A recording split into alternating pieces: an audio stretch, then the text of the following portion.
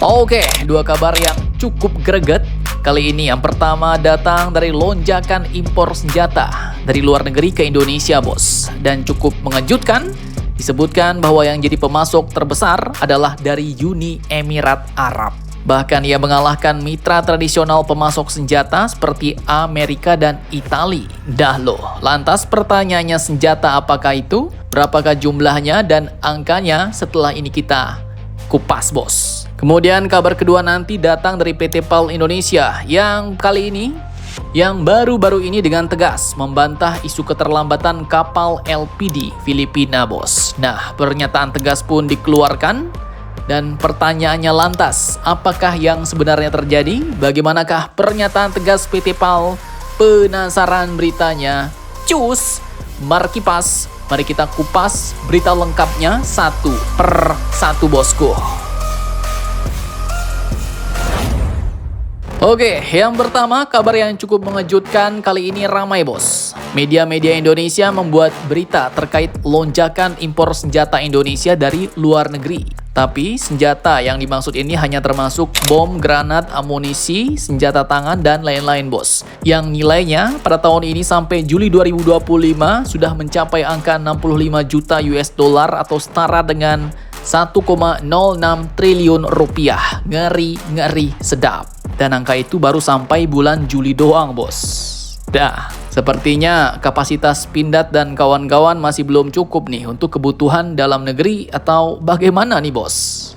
Oke, jadi dikutip dari banyak sumber berita berikut, berdasarkan data Badan Pusat Statistik atau BPS, pada Rabu 3 September 2025 kemarin, impor itu pun dilakukan melalui 3 kategori, bos. Yang pertama, impor senjata militer selain revolver serta pistol senilai 767,35 miliar rupiah dengan volume mencapai 99,883 ton.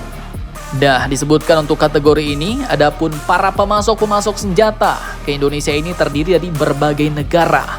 Dan cukup mengejutkan, yang terbesar adalah dari Uni Emirat Arab, bos. Negara kecil ini katanya telah menjadi pemasok terbesar dan mampu mengalahkan raksasa pemasok senjata tradisional kita seperti Amerika dan Italia. Dengan nilai 25,84 juta US dollar atau setara dengan 423,42 miliar rupiah. Ngeri sedap. Dan kalau kita ikuti beritanya, memang ya Indonesia sudah banyak melakukan kerjasama dengan UEA, bos, di bidang industri pertahanan seperti contohnya dengan Edgy Group, sebuah konglomerasi pertahanan milik Abu Dhabi yang kini melesat ke jajaran 25 besar eksportir senjata dunia. Di bawah payung Edgy Group ini ada perusahaan seperti Caracal International, sang spesialis senjata ringan, hingga Helcon System, sang produsen rudal dan amunisi pintar. Sehingga menurut Mimin Tukimin, produk-produk inilah yang Mimin yakini mengalir masuk ke Indonesia untuk melengkapi stok arsenal TNI dalam menghadapi berbagai skenario ancaman, bos. Kemudian di kategori pertama ini tadi, setelah itu barulah impor senjata disusul oleh pasokan dari Amerika sebesar 11,58 juta US dollar, kemudian Italia 7,36 juta US dollar dan negara lain sebesar 2 juta US dollar. Nah, kemudian tak cuma itu, bos. Masih ada lagi nih. Jadi diberitakan bahwa negara kita juga tercatat masih melakukan impor bom, granat, torpedo, ranjau, rudal, dan amunisi perang sejenisnya senilai 17,84 juta US dollar atau sekitar 292,32 miliar rupiah sampai Juli 2025. Dan volume untuk impor jenis itu pun mencapai 25,3 ton. Untuk kategori ini, Prancis pun menjadi negara pemasok terbesar untuk Indonesia, mendapatkan bom, granat, torpedo, ranjau, rudal, dan amunisi perang dengan nilai 12,66 juta US dollar. Diikuti Republik Ceko, Korea Selatan, serta negara-negara lainnya, bos. Kemudian yang terakhir dijelaskan, lanjut impor untuk kategori amunisi dan proyektil lainnya termasuk peluru tercatat memang lebih kecil, yakni 358.677 US dollar dengan volume 16,423 ton. Amerika mendominasi pasokan ini, bos. Kemudian disusul Korea Selatan dan juga Jepang. Dah, Kalau kita lihat memang angka yang katanya melonjak ini menunjukkan bos sebuah dorongan penguatan pertahanan Indonesia. Dan hal ini ya menurut Mimin sejalan dengan situasi keamanan regional saat ini yang makin dinamis. Contoh misalnya Laut Cina Selatan. Tensi geopolitik di Asia Tenggara juga makin naik ya kan? Kemudian juga sejalan dengan penambahan jumlah personel TNI. Dan kenaikan ini juga bisa terkait dengan modernisasi TNI, terutama di era Menhan Prabowo tahun lalu yang memang mendorong akuisisi alutsista. Kemudian di lain sisi juga data ini memperlihatkan arah kebijakan pertahanan kita bos.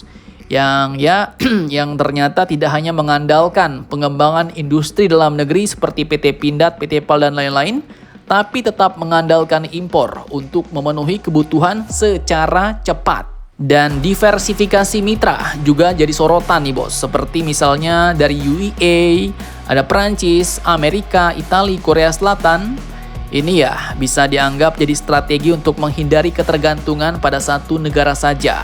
Karena cukup mengejutkan, Uni Emirat Arab jadi salah satu pemasok yang terbesar. Nah, kalau menurut pandangan kalian bagaimana nih bos? Itu tadi pandangan Mimin. Silahkan kalian cocor-bacor di kolom komentar.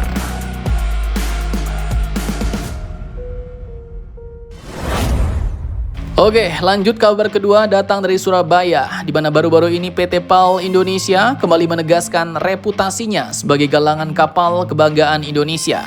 PT PAL pun memastikan bahwa proyek pembangunan 2 unit kapal pesanan Filipina berjalan sesuai milestone atau roadmap yang telah disepakati dengan Department of National Defense Philippines. Nah, langkah konkret pun terlihat jelas bos. Disebutkan bahwa proses pembangunan kapal pertama landing dock 1 dimulai dengan first steel cutting 10 Agustus 2023. Kemudian lanjut dengan key laying 22 Januari 2024.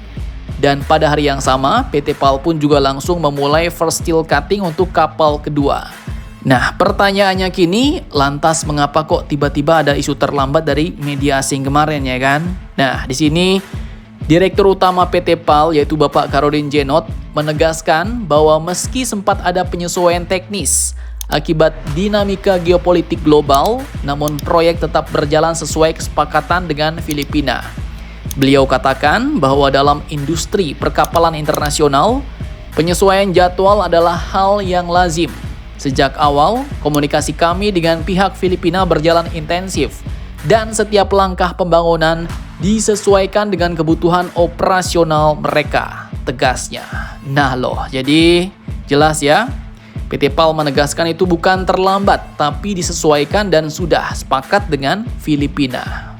Pernyataan ini pun jelas menjadi bantahan tegas terhadap klaim media asing kemarin bos yang sempat menuding PT PAL terlambat menyelesaikan kapal pesanan Filipina. Namun kini justru sebaliknya, perusahaan pun menunjukkan konsistensi dan komitmen penuh. Dan kepercayaan Filipina terhadap PT PAL ini pun bukan tanpa alasan.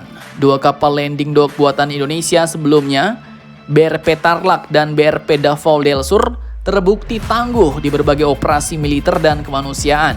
Bahkan kini Filipina pun kembali mempercayakan pemeliharaan BRP Tarlac-nya kepada PT PAL agar performanya kembali mantap jos.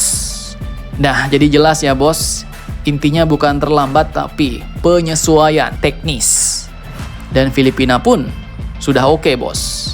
Harapannya ya semoga PT PAL dapat menyelesaikan proyek-proyek asing, proyek-proyek pesanan asing dengan tepat waktu dan dapat kembali membuat Filipina puas ya bos. Amin. Nah, jadi bagaimana menurut kalian tentang hal ini? Jangan lupa komentar, tetaplah kalian barbar dan jangan santuy terus. Demi Indonesia tangguh, salam Indomax, Indo Magazines.